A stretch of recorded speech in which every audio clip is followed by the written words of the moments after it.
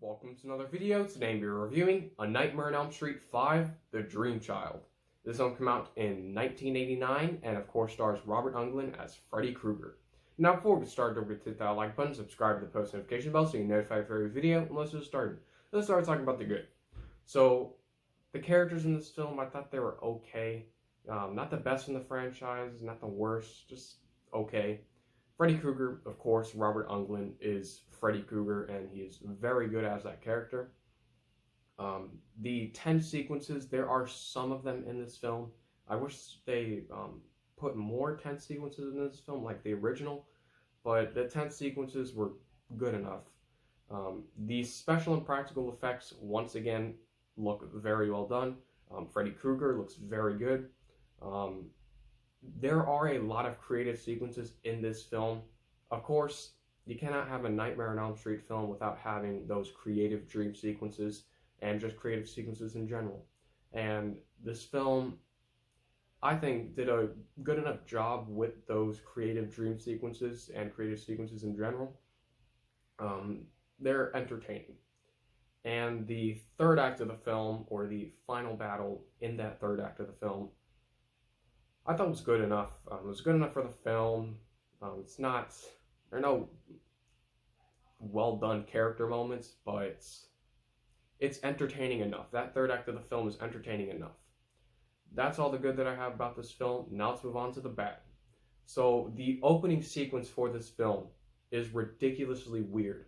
I don't know what they were thinking with that opening sequence.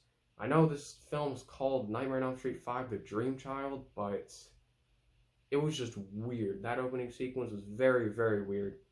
And another thing, Robert Englund is Freddy Krueger. But in this film, they change up a lot about what was stated in the first few films about what Freddy can do and what he cannot do.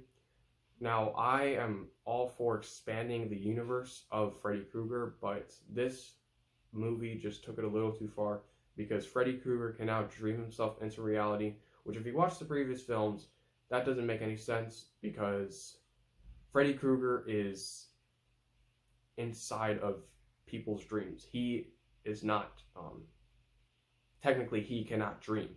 So him dreaming himself into reality doesn't make all that sense. Now, if they would have explained that someone else dreamed him into reality, that would have made a lot of sense, which is, of course, what the Nightmare on Elm Street films are all about. But this film, he can dream himself into reality, which doesn't make any sense whatsoever.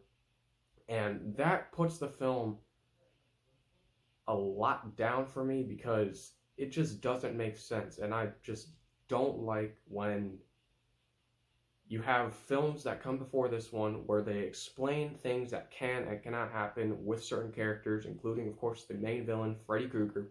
And then this film just decides to throw all that away and make it where he can dream himself into reality.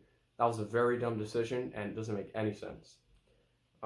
That's about it. A Nightmare on Elm Street 5, The Dream Child, is an okay horror film. It's definitely not one of the best Nightmare on Elm Street films, and I don't see myself rewatching this all that much. It's an okay, mediocre film, and I'm going to give The Nightmare on Elm Street 5, The Dream Child, a C.